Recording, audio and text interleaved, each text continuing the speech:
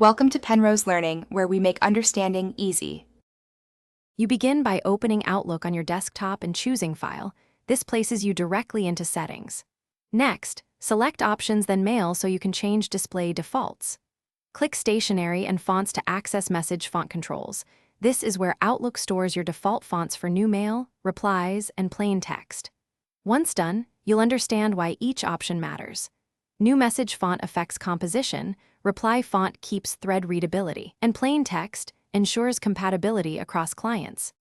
Now you adjust the specific font roles: new mail, replies, /forwards, and plain text. You select a font family and size that balance aesthetics with legibility. For example, 1112 PT for body text and a clear sans serif for screens. Change style and color sparingly so emphasis still works in threads. Use the preview pane to verify how line spacing and wrapping behave. Once you choose settings, make sure to hit OK so Outlook saves each role consistently across new and reply messages.